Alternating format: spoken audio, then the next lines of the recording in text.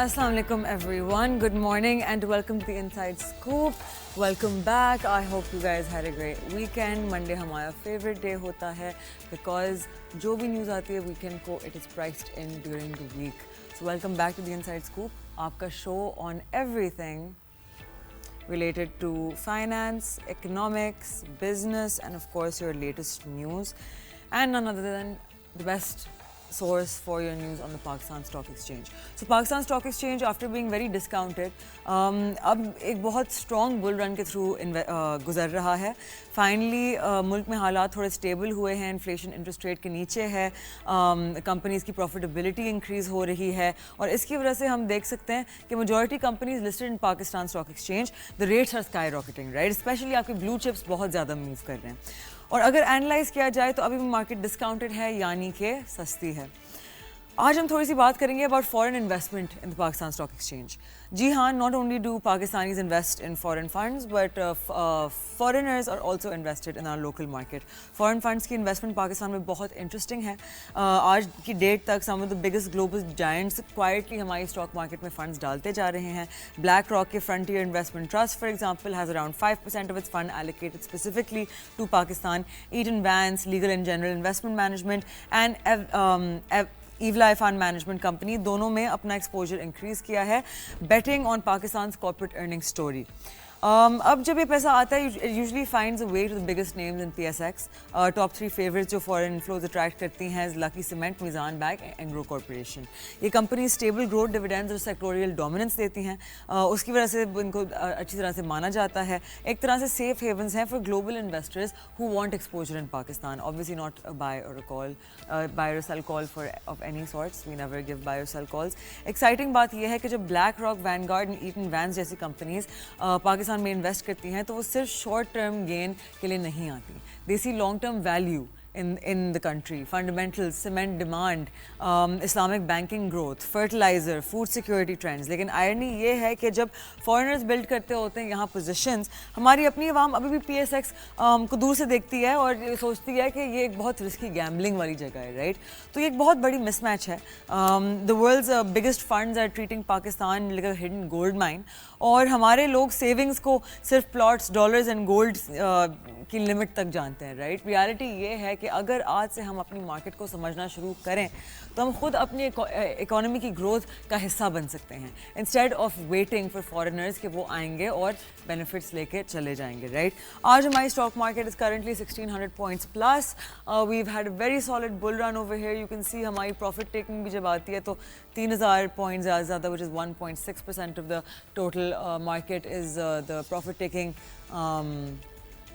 Bandwidth जो हमें develop की हुई है. तो हमारी जो कंसोलिडेशन फेज़ होता है ना सिर्फ वो बहुत शॉर्ट होता है लेकिन वो बहुत छोटा होता है. So personally if you ask me, profit taking is not worth it because ये एक तरह से मार्केट टाइमिंग होती है, right? I believe in following in SIP which is a systematic investment plan. उसमें यह होता है कि हर महीने आपकी जब इनकम आती है आप पहले से डिसाइड करेंगे ये X% मैंने डालनी है, जो भी खर्चे होंगे उसके बाद जो भी अमाउंट पड़ी हुई होगी उसके साथ होंगे. That is what I follow, that is what I tell people to follow. Because जब आप मार्केट टाइमिंग करने की कोशिश करते हैं, you try to sell at the highest of highs and buy at the lowest of lows. पीछे देखते हुए it looks like very easy to spot it, लेकिन in actuality it's a very difficult thing to do. So just invest an amount every month and over a long period of time, especially अगर आप मेरी तरह 10-20 साल के लिए invest कर रहे हैं. मैं तो खैर maybe another 30 years before I ever think of even profit taking. तो you're going to always be in the green. Anyway, so inflation की बात करते हैं. Inflation in Pakistan clocked in at 3%. Headline inflation basically हमें बताती है कि प्राइसेस और गुड्स ओवरऑल कितने इंक्रीज हुए हैं. मतलब अगर आप एक बास्केट ऑफ आइटम्स लेते हैं, food, fuel, electricity, clothing imagine करें, हेडलाइन इन्फ्लेशन बताता है कि उसकी उस बास्केट की कॉस्ट परसेंटेज वाइज कितनी इंक्रीज हुई है. अब फ्रेश नंबर्स आए हैं पाकिस्तान ब्यूरो ऑफ स्टैटिस्टिक्स के एंड वो बहुत सरप्राइजिंग निकले हैं. अगस्त 2025 में हेडलाइन इन्फ्लेशन 3% थी year on year which is lower than July 4.1% and government expectations जो 4 to 5% थी उससे नीचे हैं. Which is lower. तो इवन ब्रोकरेज हाउस जैसे कि इनसाइड सिक्योरिटीज़ ने प्रोडिक्ट किया था 4.1%, लेकिन एक्चुअली उससे भी नीचे आया। मंथ ऑन मंथ बेसिस पे इन्फ्लेशन एक्चुअली डिक्रीज हुई बाय 0.6%। पिछले महीने स्पाइक हुई थी बाय 2.9%। अगर हम थोड़ा और ब्रेक डाउन देखें तो अर्बन इन्फ्लेशन 3.4% थी in August, down from 4.4% in July, and rural inflation आई even lower at 2.4% compare to पिछले साल का 3.5%, सॉरी पिछले महीने का। यानी कि अक्रॉस द बोर्ड प्राइसेस का प्रेशर ईज हुआ है। ये डेवलपमेंट बहुत सिग्निफिकेंट है क्योंकि सिर्फ 2 साल पहले मई 2023 में पाकिस्तान ने अपना रिकॉर्ड हाई इन्फ्लेशन रिकॉर्ड की थी 38%। लोग लिटरली सर्वाइव कर रहे थे, एंड अब हम ये देख रहे हैं कि हम सिंगल डिजिट में भी इतने लो लेवल पे 3% पे हम स्लिप करके आ गए हैं। इससे क्लियर मैसेज निकलता है कि इन्फ्लेशन मॉन्स्टर जो था, जो आउट ऑफ कंट्रोल था 2023 में, अब लार्जली कंट्रोल हो चुका है। लेकिन आयरनी ये है कि जब लोगों की मेमोरी सिर्फ हाई इन्फ्लेशन और प्राइस शॉक्स की होती है, तो इवन जब डेटा इंप्रूव कर रहा होता है, ट्रस्ट और कंफर्ट इकोनॉमी में वापस आने में टाइम लगता है। पॉलिसी मेकर्स के लिए ये अच्छी न्यूज़ है और चैलेंज भी है at the same time. Stability आ गई है, लेकिन ग्रोथ और कंज्यूमर कॉन्फिडेंस अभी भी रीबिल्ड करना है। इन्फ्लेशन के साथ साथ डिस्कस करते हैं इंटरेस्ट रेट्स एंड पाकिस्तान के foreign reserves. Foreign exchange reserves बहुत क्रूशल होते हैं किसी मुल्क के लिए। सिंपल लफ्ज़ों में ये वो डॉलर सेविंग्स होती हैं जो स्टेट बैंक के पास होती हैं, एंड इनकी रिजर्व्स, इन्हीं रिजर्व से हम इंपोर्ट्स पे करते हैं एंड डेट सर्विस करते हैं, राइट। तो इंटरनेशनल मार्केट को ये सिग्नल देता है कि पाकिस्तान सेफ है। अगर रिजर्व स्ट्रॉन्ग हो तो कंट्री की डिफ़ॉल्ट सिचुएशन बच जाती है। मतलब जब oil, machinery, raw material import करना हो तो बिजनेसेस को डर नहीं होता कि पैसा कम हो जाएगा।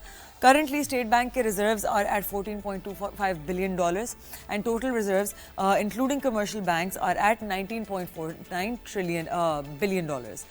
यहाँ एक और इंटरेस्टिंग चीज़ है, जून 2024 एंड अप्रैल 25 के बीच स्टेट बैंक ने क्वाइटली डोमेस्टिक फॉरेक्स मार्केट से $7.23 बिलियन खरीद लिए अपने कुशन और सेफ्टी नेट बिल्ड करने के लिए। ये एक स्ट्रैटेजी ना सिर्फ ऐसी है जो रुपये को स्टेबलाइज करेगी, लेकिन इन्वेस्टर्स और इंटरनेशनल लेंडर्स को भी कॉन्फिडेंस देगी कि पाकिस्तान अपनी कमिटमेंट्स पूरी करने की पोजीशन में है। अब अगली बहुत बड़ी अपडेट ये है कि interest rates, policy rate currently you guys know पिछली 2 मॉनेटरी पॉलिसीज़ में स्टेटस को मेंटेन किया स्टेट बैंक में। There was a massive peak in 2024 जो 22% पे खड़ा था, तब से हम आधे पे आ गए हैं when it comes to interest rates. ये आपकी बोरोइंग और लेंडिंग की रेट होती है, it's the cost of doing business, and जब इंटरेस्ट रेट हाई होता है तो बिजनेसेस पे ज़्यादा स्ट्रेन होता है for borrowing, and when it's lower it's easier for borrowing and lending between companies and banks. So अभी the current consensus is कि mostly experts कह रहे हैं कि स्टेट बैंक अपना स्टेटस को मेंटेन करेगा अपकमिंग सितंबर 15 वाली मीटिंग में, क्योंकि फ्लड्स ने सप्लाई चेन्स डिस्टर्ब किए हैं, फूड इन्फ्लेशन वापस बढ़ने का रिस्क है। ओनली 28% ऑफ देम बिलीव के थोड़ा बहुत कट आ सकता है 25 to 100 बेसिस पॉइंट्स। मैं उन एनालिस्ट में से हूँ जो बिलीव करते हैं कि it's going to be status quo, बिल्कुल भी डिक्रीज नहीं होगा, it's going to maintain at 11%। Forward looking research house कह रहे हैं कि इन्फ्लेशन एवरेज 6 to 7% के दरमियान रह सकता है फिजिकल ईयर 26 में, एंड रुपी 285 to 90 पर डॉलर बाय दिसंबर 2025 ट्रेड करेगा, जो मिड 26 तक 295-300 तक स्लाइड कर सकता है। मतलब एक तरफ स्टेबिलिटी आ रही है, दूसरी तरफ नेचुरल डिजास्टर्स और इंपोर्ट प्रेशर रिस्क क्रिएट कर रहे हैं। सो बिग पिक्चर सिंपल है, रिजर्व स्ट्रॉन्ग रहना मतलब कि पाकिस्तान की इकोनॉमी डिफॉल्ट से सेफ है, इंटरेस्ट रेट्स मैनेजेबल रहना मतलब कि इंडस्ट्रीज और बिजनेस को ग्रोथ और प्रॉफिट्स के ज़्यादा चांसेस मिलते हैं, they it's easier for them to do business आपस में, एंड पॉलिसी मेकर्स के लिए अब बैलेंस मेंटेन करना की है, स्टेबिलिटी को भी प्रिजर्व करना है और ग्रोथ को भी पुश करना है। On that note we are going to take a very short break. After break we will be right back with Chaudhry Mohammad Akmal sahab to speak to us about the economy. कहीं नहीं जाएगा, आप देख रहे हैं the inside scoop. I am Mashal Khan.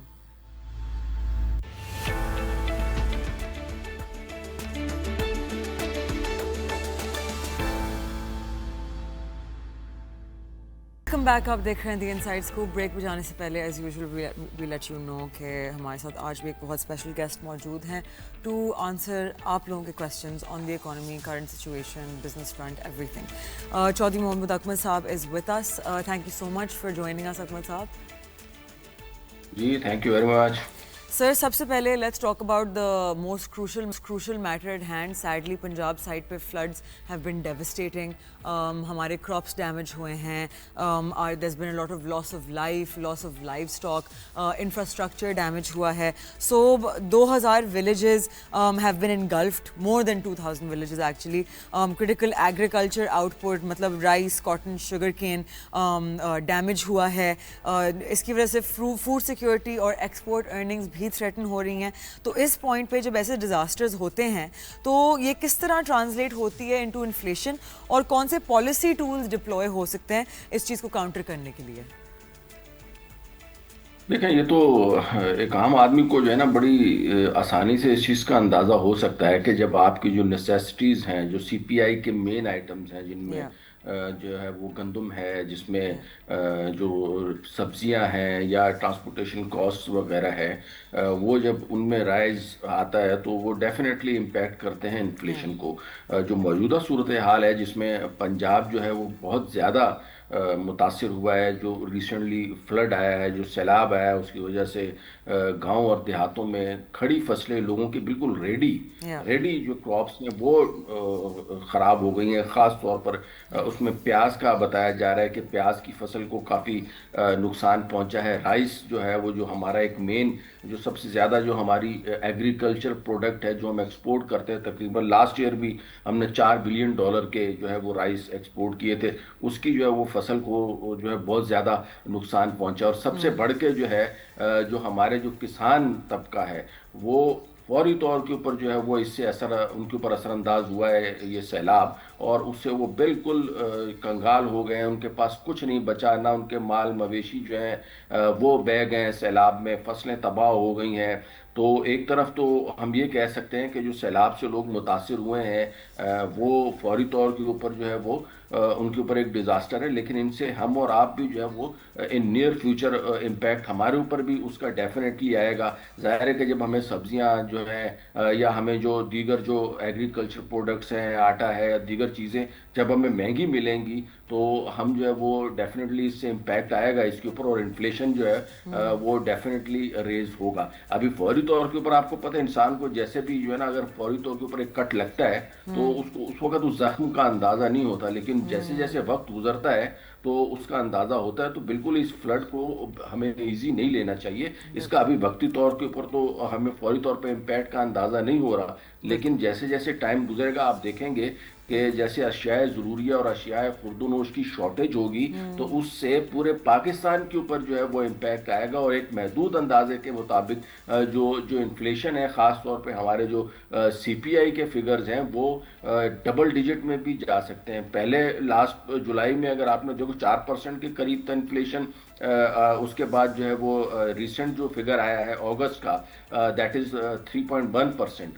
तो अब तकरीबन जो है ना वो सितंबर, अक्टूबर, नवंबर में ये जो है वो सर्च कर जाएगा. अब इसको इनकाउंटर करने के लिए डेफिनेटली जो है वो गवर्नमेंट को इमीडिएटली पॉलिसीज बनानी चाहिए, रादर देन कि वो लोग फोकस करें कि जी हम ये जो है वो एक फोटो शूट्स वगैरह जो हमारे यहाँ एक ट्रेंड चल निकला है कि just to show other peoples what we are doing, और सिर्फ एक लेपा पोती टाइप की जिसे हम कहते हैं बिल्कुल देसी जुबान में, वो कर रहे हैं. तो हमें जो है वो जितनी भी हमारे पास इंफ्रा जो जो ब्यूरोक्रेसी अवेलेबल है, राइट फ्रॉम एसी डीसी से लेके और नीचे पटवारी लेवल तक जो लोग हैं उन सबको हमें एम्प्लॉय करना चाहिए कि वो जाएं और जाके ऑन फील्ड जो है वो चीज़ों का अंदाज़ा लगाएं कि लोगों का कितना नुकसान हुआ और किस तरीके से इसको रिहेबिलिटेट किया जाएगा. और उसमें हमारे जो बैंकिंग सेक्टर है that has to play an important role, और हुकूमत को चाहिए कि बैंकों को ख़ास तौर के ऊपर बाउंड करें कि जो जो लोग इससे डायरेक्टली मुतासिर हुए हैं, उनका जो भी नुकसान हुआ है, कम से कम उनकी जो है वो इस चीज़ को इंश्योर करें कि उनको अगली क्रॉप्स के लिए जो है वो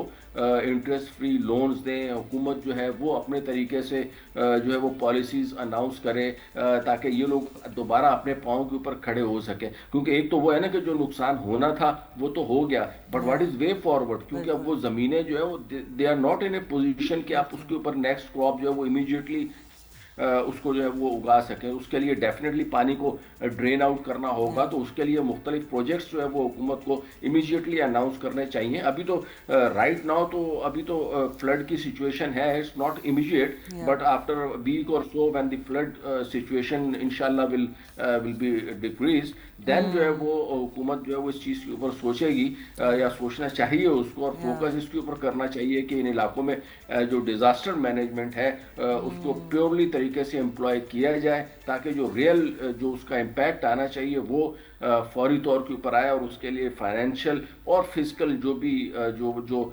रिलैक्सेशन जो है हुकूमत दे सकती है उसको देना चाहिए। जिनमें इंटरेस्ट फ्री लोन जैसे मैंने कहा है उन्हें सब्सिडीज देनी चाहिए। उनके ऊपर जो टैक्सेस लगाए गए हैं ख़ास तौर के ऊपर जो जो सेल्स टैक्स और दीगर जो ड्यूटीज़ वगैरह उनमें कमी जो वो करनी चाहिए। आई डोंट थिंक एमरजेंसी या उसको आफतज़दा इलाका करार देना will be solution, but micro level के ऊपर जो है वो अपनी जो मशीनरी है हुकूमत उसको एम्प्लॉय करे, और उसके बाद जाके इन लोगों को जो है वो फैसिलिटेट करे। इसी में हमारे मुल्क का भी डेफिनेटली फ़ायदा है और आवाम का भी फ़ायदा है, और इन्फ्लेशन को भी किसी हद तक कंट्रोल करने में मदद मिल सकती है। डेफिनेटली। तो do you think it would be a good idea कि अभी जो करंटली बहुत सारी स्कीम्स निकली थी with the current government, laptop schemes and bike schemes, अगर उनके जो बजट्स हैं वो रीएलोकेट किए जाएं toward disaster relief schemes, right? लेकिन हमारा एज सच कोई disaster relief department I have never heard of any such thing. तो ये चीज़ पहले बनानी पड़ेगी। वैसे इट्स सरप्राइजिंग बिकॉज पाकिस्तान, हम जिस एरिया में लोकेटेड हैं जोग्राफिकली, एक सरप्राइजिंग चीज़ कभी भी नहीं होती। हम मतलब जैसे मैं बड़ी हो रही हूँ मेरे तो सामने God knows how many floods, almost flood situations, urban flooding ये आ चुकी हैं। So we should have these plans already there and some kind of a reserve जो शायद आप टेम्परेरीली इन्वेस्टेड रखें म्यूचुअल फंड्स के साथ, ताकि वो चीज़ उसकी वैल्यू ना डिक्रीज हो, लेकिन a fund that is present there जिसमें आप डिग इन करके पैसे निकाल सकें to help people in need during these times, right? बिल्कुल बिल्कुल, ऐसे ही आपने राइटली पॉइंट आउट किया है कि जो जो म्यूचुअल फंड हैं उसके अलावा इंश्योरेंस प्लान हैं, there are number of Yeah. Insurance companies Yes, yes, yes. जिनके साथ जो है वो गवर्नमेंट जो है वो इंश्योर कर सकती है। जाहिर है हमारे जो जो माइक्रो लेवल के ऊपर लोग हैं, they are not well literate, they are not in a position कि जो है ना वो खुद ब खुद जो है वो चीज़ों को इंश्योर बिल्कुल, करें और बिल्कुल, डॉक्यूमेंटेशन को सबको फॉलो करें। बिल्कुल। तो गवर्नमेंट को बाय डिफॉल्ट ये चीज़ इम्प्लीमेंट करनी चाहिए कि जी जिसकी इतनी ज़मीन है उसकी इतने परसेंट जो है ना वो हम इंश्योर कर रहे हैं, जिसकी बिल्कुल। इतनी जगह है। मतलब there are number of methodologies available जिसकी बेसिस के ऊपर जो है वो डेटा, आजकल तो आपको पता है आर्टिफिशियल इंटेलिजेंस अवेलेबल है, तो उसके जरिए मुख्तलिफ मेथड्स और टूल्स जो हैं जिससे कैलकुलेट किया जा सकता है कि किस इलाके के लोगों को कितनी जो है वो रिहेबिलिटेशन देनी चाहिए, कितना उनका इंश्योरेंस करना चाहिए, ताकि ये जो नेचुरल डिजास्टर, अच्छा ये नेचुरल डिजास्टर के ऊपर मैं थोड़ा सा एक पॉइंट आपको ऐड ऑन कर दूं बिल्कुल। कि हम इसको नेचुरल डिजास्टर कहते हैं। Actually these are not natural disaster, these are the disaster which we have created by ourselves. हमने जो है ना वो दरियाओं के रास्तों में जो है ना वो प्लाजे बनाए हुए हैं, वहाँ पे हमने आबादियाँ की हुई हैं, अनप्लैन्ड किस्म की जो है वो हमारी जो वो पॉपुलेशन जो है वो ग्रोथ हो रही है और मुख्तलिफ जगहों के ऊपर जा रही है। तो अब उसमें सैलाब से नुकसान को तो हम खुद इन्वाइट कर रहे हैं, अदरवाइज ये फ्लड हो गए या जलजले वगैरह हो गए, दीज आर नेचुरल प्रोसेसेस, और ये आज से नहीं आ रहे, ये सदियों से आ रहे हैं। और जो जिंदा कौमें हैं वो उनसे उनसे फाइट करने के, उनको रेजिस्ट करने के तरीके अपनाती हैं। फॉर एग्जाम्पल इफ जापान के अगर आप देखें तो वहाँ पे जो जो अर्थक्वेक्स हैं वो रूटीन है, तो उन्होंने अपने इंफ्रास्ट्रक्चर्स को इसी तरीके से डेवलप किया हुआ है कि वो अर्थक्वेक रेजिलियंट जो है वो इंफ्रास्ट्रक्चर को सामने प्रमोट कर रहे हैं। इसी तरीके से हमें भी जो है वो बजाय इसके, देखिए ना, अगर सैलाब नहीं आएगा तो अंडरग्राउंड जो वाटर लेवल है वो कैसे जो है वो इंक्रीज होगा, वो कैसे वो प्योरीफाई होगा अगर बारिशें नहीं होंगी या फ्लड्स नहीं आएंगे। तो ये कुदरत तो अपने तरीके से काम कर रही है ना।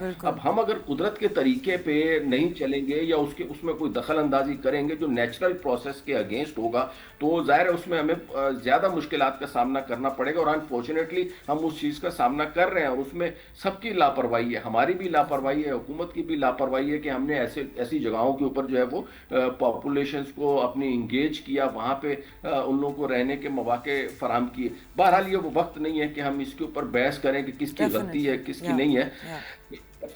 बट राइट नाउ जो है ना हमारा जो जो फोकस है वो इस चीज के ऊपर होना चाहिए कि जो जो प्राइमरीली जो लोग इससे डिस्टर्ब हुए हैं या उसके लिए एक प्रॉपर अथॉरिटी हो जो कि या फाइनेंशियली उनको जो है वो जो जो हेल्प आउट कर सके, यस सिर्फ और सिर्फ उनको फोटो सेशंस की हद तक ना करे। Definitely and staying on this note I think अब हम सेफली कह सकते हैं कि ये वो वक्त आ गया है कि मतलब Pakistan climate resilient infrastructure specially early warning systems में तो इन्वेस्टमेंट कर ही सकता है राइट एक सर्टन अमाउंट बिल्कुल ऑफ है। द बजट जहां आपने अपना डिफेंस बजट इतना इंक्रीज कर दिया जो हम में से कोई भी डिसएग्री नहीं करता वी कम्प्लीटली अंडरस्टैंड कि एक बहुत रियल थ्रेट है specially from our favourite neighbour वहाँ से बहुत रियल थ्रेट रहता है हमारे लिए तो इट्स वेरी इंपॉर्टेंट लेकिन अगर हम 1% या 2% something very very minor right we reallocate that toward early warning systems उससे एटलीस्ट आपकी अर्ली इवैक्यूएशंस हो सकती हैं आपका लाइफ स्टॉक बच सकता है एंड आपका एटलीस्ट एक कॉन्वर्सेशन शुरू हो सकता है थिंक टैंक्स के साथ जो आपको बता सकते हैं कि किस तरह से इस चीज़ को अवॉइड किया जा सकता है in the future so reallocation of the budget annually बिल्कुल, इसमें जो है ना रीएलोकेशन ऑफ बजट डेफिनेटली अब आप देखेंगे जैसे टाइम गुजरेगा तो रीएलोकेशन ऑफ बजट तो नेसेसरी है ना, और या जो जो डेवलपमेंट बजट हुकूमत ने रखा हुआ है या या जो सरकारी स्कीमें थी उनके ऊपर डेफिनेटली कट डाउन करके ये जो मुतासरा अजला हैं पंजाब के ख़ास या तौर के ऊपर, तो उनमें जो है वो रिहेबिलिटेशन का प्रोसेस शुरू किया जाए। लेकिन अनफॉर्चुनेटली अगर आप देखें तो हमारे यहाँ एक जो करप्शन का एलिमेंट है ना, दैट इज़ वेरी इंपॉर्टेंट, कि वो जो बहुत ज़्यादा इम्पैक्ट करता है कि एक आम आदमी तक जो है ना वो फ़ायदा नहीं पहुंचता। एक एक एक कोई भी प्रोसेस फ़र्ज़ करें, कोई इमदाद है, अगर वो मिनिस्ट्री लेवल से स्टार्ट होती है और उसको डाउन लेवल तक पहुंचते पहुंचते उसमें उसके जो असरात हैं वो करप्शन की वजह से इतने कम रह जाते हैं कि जो जो नीडी लोग होते हैं उनको उसका उस हद तक फ़ायदा नहीं होता। तो एक ट्रांसपेरेंट सिस्टम जो है वो हमें डिप्लॉय करने की ज़रूरत है जिसमें करप्शन ना हो, जो प्रॉपरली जिसमें विजिलेंस हो, जिसमें जो है वो चेक्स एंड बैलेंसेस हो, कि ये जो भी सिस्टम हम इम्प्लीमेंट करेंगे वो प्रॉपरली जो जो लास्ट मैन उससे बेनिफिट हासिल करने वाला या है उसको इससे फ़ायदा होना चाहिए। एट द सेम टाइम हमें इस तरह का क्लाइमेट रेजिस्टेंट इन्वायरमेंट जो है ना वो क्रिएट करना चाहिए, जो कि ये जो क्लाइमेट के जो असरात आ रहे हैं और फ्यूचर में ये चीज़ें कम नहीं होंगी ना, ये अब चीज़ें आगे बढ़ेंगी कि कभी गैर ज़रूरी तौर के ऊपर सर्दी बहुत ज़्यादा होगी या कभी गर्मी में इजाफा हो जाएगा, रेंज जो है वो कभी बेवक्त हो जाएंगी, ज़्यादा हो जाएंगी, कम हो जाएंगी। तो we should be ready for this, और इसके लिए हमें ना सिर्फ ये कि फौरी तौर के ऊपर शॉर्ट टर्म इकदाम, बल्कि लॉन्ग रन में आप देखें हमें इस तरह की क्रॉप्स को जो है ना वो करना पड़ेगा, उगाना पड़ेगा जो कि क्लाइमेट रेजिस्टेंट हो, जो कि ज़्यादा, for example I would like to give you the example of cotton, कि कॉटन जो है आप देखें हमारे यहाँ लास्ट ईयर इसकी क्रॉप में बहुत कमी वाक़या हुई है। उसकी वजह यही है कि क्लाइमेट चेंज की वजह से गर्मी बहुत ज़्यादा हो जाती है, तो जिस टाइम पे वो कॉटन को लोग उगाते हैं तो गर्मी की शिद्दत बर्दाश्त ना करते हुए वो जो पौधा है उसका जो प्लांट है वो इमीडिएटली डिस्ट्रॉय हो जाता है, तो लोगों ने उसको उगाना ही छोड़ दिया। तो रादर देन हम उसको उगाना छोड़ें, हम जो है ना इस तरह के सीड्स जो है वो इनकॉर्पोरेट करें जो कि गर्मी की शिद्दत को बर्दाश्त कर सकें। इसी तरीके से दीगर जो जो क्रॉप्स हैं और उनमें जो है ना इस तरह की रिसर्च की ज़रूरत है। Agriculture is our backbone, definitely agriculture के बगैर हमारा बिल्कुल गुजारा ही नहीं है। हम ऐसा ही टेक्नोलॉजी में तरक्की के बगैर चलें फिर भी रह लेंगे, हम जो है वो इंडस्ट्रियल ग्रोथ को जो है वो रोक सकेंगे, उसके बगैर हमारा गुजारा हो जाएगा। लेकिन एग्रीकल्चर ही अगर हमारी ख़त्म हो गई तो आप ये समझें कि हमारा बिल्कुल जीडीपी ग्रोथ, बिल्कुल ग्रोथ क्या उल्टा हम नेगेटिव में आ जाएंगे, कि हमारे जीडीपी जो है वो उससे इम्पैक्ट होगा, हमारी बड़ी मतलब इकोनॉमी जो है वो सफ़र करेगी। 60% of our population belongs to this agriculture sector, तो इसको जो है ना वो इजी नहीं लेना चाहिए। मतलब this is something very much burning point है, और इसके ऊपर फौरी तौर के ऊपर जो है वो हुकूमत को इकदाम करने चाहिए। Definitely definitely thank you so much for that sir. अभी आप बात कर रहे थे अबाउट टैक्सेशन रिलीफ राइट, तो उसी नोट पे अब एक चीज़ तो हम जानते हैं कि हमारी grey economy is allegedly triple the size of our formal economy right. इसका मेन रीज़न यही है कि लोग अगर आना भी चाहते हैं, अगर वो कहते हैं कि चलें अभी तक गलती हो गई, now we want to come toward the formal economy, it is so difficult लोगों की कंपनीज के लिए अफ्लोट रहना फॉर पीपल कि वो अपने महीने के खर्चे पूरे करें, because after all of the taxes जो आप सेल्स टैक्स जीएसटी सब ऐड कर लें, पाकिस्तानी एलिजिडली हर 100 रुपये पे 70 रुपए देते हैं इन टैक्सेस, राइट? तो मुझे याद है कि some of my bosses at work were telling me कि अर्ली 2000s में स्कीम्स होती थी कि अगर लोग अपने म्यूचुअल फंड्स में पैसे डालते थे तो उनको एक टैक्स रिबेट मिलता था। तो ऐसी चीज़ें क्यों नहीं री इंट्रोड्यूस हो सकती? बिकॉज ऑब्वियसली जब आप म्यूचुअल फंड्स के साथ पैसे रखते हैं मनी मार्केट फंड्स में, तो वो पैसे भी ऑब्वियसली री इन्वेस्ट होते हैं टी बिल्स के साथ, राइट? तो वो गवर्नमेंट बॉन्ड्स में जाते हैं पैसे। तो वहाँ अगर आपको एक रिलीफ मिलती है कि फॉर एग्जाम्पल ये लोग अगर लॉकअप पीरियड भी लगा लें कि आप 1 साल तक वो पैसे नहीं निकाल सकते वरना आपका टैक्स रिबेट कैंसिल हो जाएगा, why are such schemes not thought about? क्यों नहीं लाते? बिकॉज एक्चुअली तो you're trying to essentially, taxation का पूरा पॉइंट है, you're trying to get people to reinvest into the economy. तो अगर वो वॉलंटरीली री इन्वेस्ट कर रहे हैं और उनको टैक्स रिलीफ मिल रहा है और गवर्नमेंट को वापस बॉन्ड्स और इन चीज़ों की सूरत में पैसे मिल रहे हैं, what is the problem? Why are these things not encouraged? देखें, इसमें दो चीज़ें बड़ी इंपॉर्टेंट। नंबर वन जो है ना, जो हमारी मॉनेटरी पॉलिसी है, जो भी हमारे फाइनेंशियल इम्पैक्ट्स हैं उनको हम आईएमएफ के कंसेंट के बगैर आगे प्रोसीड नहीं कर सकते।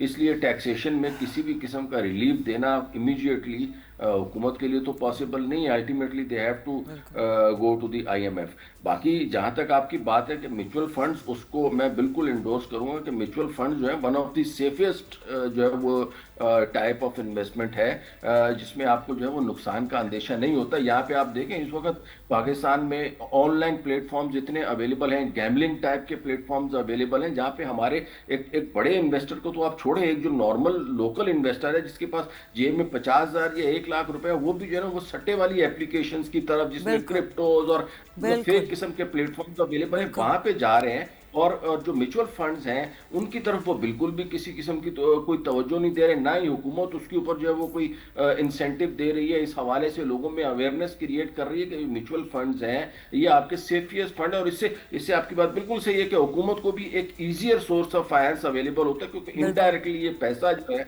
वो हुकूमत के पास ही जा रहा होता है। तो अगर पब्लिक का पैसा हुकूमत के पास by way of mutual funds जाता है तो उसमें हुकूमत का भी फायदा है, पब्लिक का भी फायदा है। और दोनों फायदों में नुकसान जो है ना वो उस सूरत में होता है जब ये पैसा ब्लैक मनी के जरिए या हमारी इलिटरेसी की वजह से गलत प्लेटफॉर्म्स में इस्तेमाल हो जाता है। हम जो है वो जहां भी जिस तरह भी जो है ना वो कोशिश करके देख लें, न जाने क्यों हम जो है ना वो एक रात में ओवरनाइट जो है ना we want to become a billionaire, which is definitely not possible in this real world। इसके लिए प्रॉपर फाइनेंशियल प्लानिंग की जरूरत होती है। उसके लिए आप अपने आप को हैजिंग के जो है वो टूल्स अवेलेबल हैं, हमें इन सारी चीज़ों के ऊपर जो है वो ज़्यादा फोकस करना चाहिए। On the other hand black economy की अगर मैं बात करूँ, हमारे यहाँ ब्लैक इकोनॉमी इतनी है और उस ब्लैक इकोनॉमी से अनफॉर्चुनेटली हुकूमत को भी जो है वो फायदा नहीं हो रहा। फॉर एग्जाम्पल इस वक्त चाइना जो है वो ईरान से ऑयल परचेज कर रहा है, इंडिया जो है वो रशिया से ऑयल परचेज कर रहे हैं, और वो उसको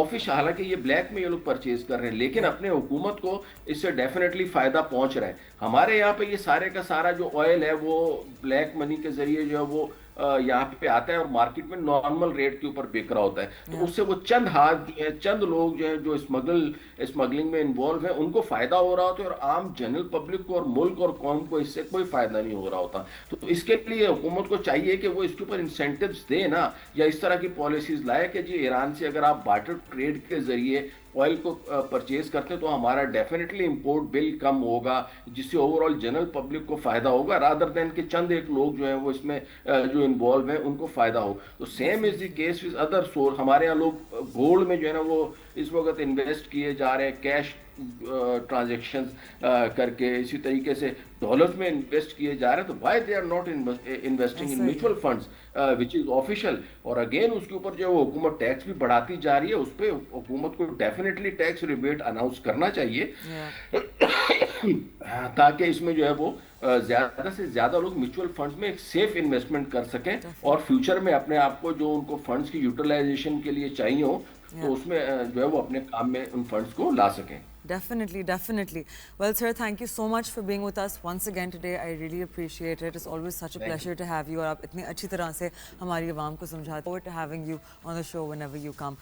And to you guys again, जिस तरह चौधरी साहब ने अभी कहा, ये इतनी अच्छी जगह होती है. The mutual funds, local brokerages, especially stock market की जो होती हैं, वो भी ये SECP registered, licensed brokerages होती हैं. God forbid something happens, which it doesn't, बहुत rare occurrence होती है. और फिर SECP जो उनके साथ करती है, it's a मिसाल साल, राइट? तो you can always go to SCCP and report anything जो आपको लगता है कि शेडी है, फिशी है। दूसरी जो ऐप्स होती हैं आपकी, यू नेवर नो, स्पेशली क्योंकि आप लोगों में से बहुत ऐसे लोग होते हैं, even recently when we were younger, एक हमारे शोफर थे घर में, उनका बेटा recently apparently lost like 5 lakh रुपए ट्रेडिंग क्रिप्टो करेंसीज। जब मैंने उससे पूछा कि who told you, why do you trade, what is the reason that you trade, आप किस बेसिस पे ट्रेड करते हैं? वो कहते हैं नहीं मुझे नहीं पता, बस दोस्तों ने कहा था। मतलब ट्रेडिंग इज़ अ प्रोफेशन, ये एक चीज़ सीखी जाती है, इसके पीछे फंडामेंटल्स होते हैं, इसके पीछे टेक्निकल्स होते हैं, इसके पीछे बहुत रीजंस होती हैं। It's a whole study, it's a whole market. तो please first start with your own market, फिर दूसरी मार्केट की तरफ जाएं, वरना you are just going there to donate to the market. So on that note, I'm going to thank you guys for taking time out to watch the show. I hope that this was as enjoyable for you guys to watch जिस तरह मुझे लगता है अच्छा आप लोगों से बात करके रोज़। And I will see you guys tomorrow morning at 11 a.m. on the Inside Scoop. देखना मत भूलिएगा। Take care. खुदा हाफिज़।